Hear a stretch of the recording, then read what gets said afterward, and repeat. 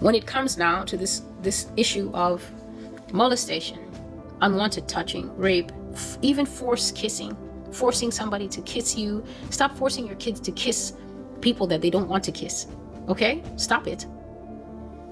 Or just using duress or blackmail to make someone surrender sex, which the police do very frequently.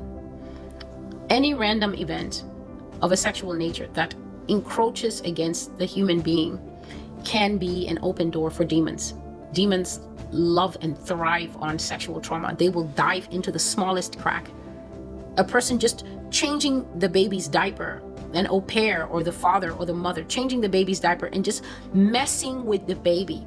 The baby doesn't even have the brains to know what a private part is. So it doesn't even know that that is genitalia. But doing that, the demons see and they know that is against the law. Never play with demons, devils, spirits, incubus, succubus, and Satan himself. They know what the law of God is, and they know when the law of God is broken, and they are standing by.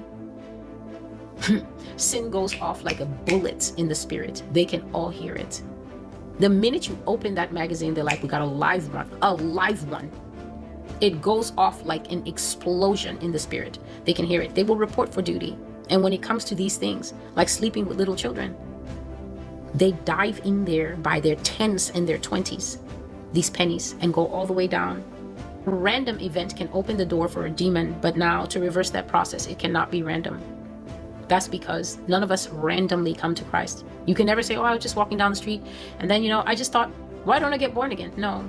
For some reason, it is so easy to get demons. They're like cockroaches. You drop 2 pieces of a cookie in your life, they're there and multiply rapidly. But to receive Jesus, this is a deliberate process whereby you will see the soul in need. You will have to pray. You will have to bind the spirits that might make them hard-hearted when you want to share with them. You will have to first start out with 3 different invitations, 1 to dinner, 1 to tea, 1 with the girls.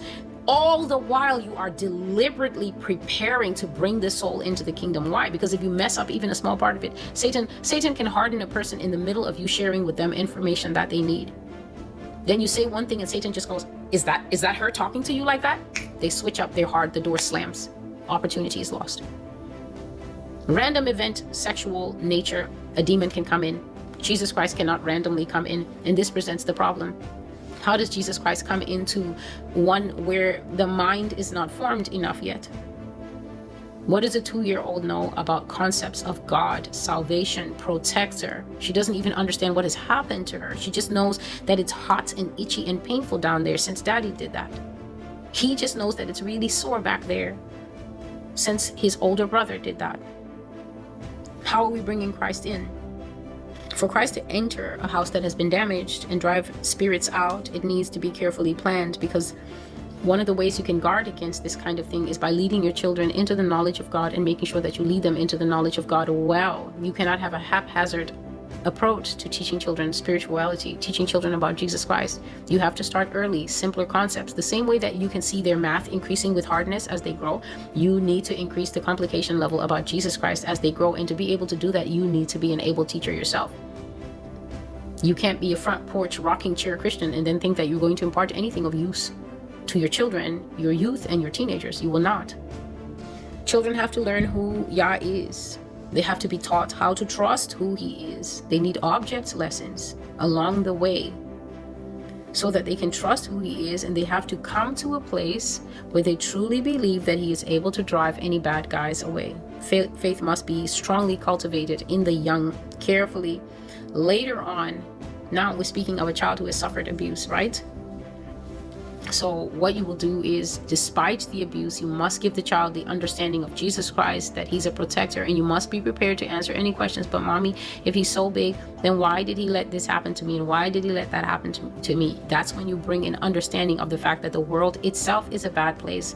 God is not the bad one. The world itself is a bad place. There are grown adults who still cannot reconcile because something happened to them. They think that God is bad. God is not bad. The world that we occupy is bad. The world that we occupy is a place where people catfish you to come to events so they can put rape, drugs, and rape poison in your system.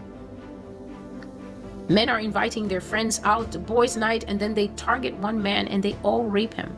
And they don't mind if the friendship is broken irreparably after that. They just wanted the experience of seeing him broken. There have been several stories like that in different countries, and people come here and report it. And It's crushing.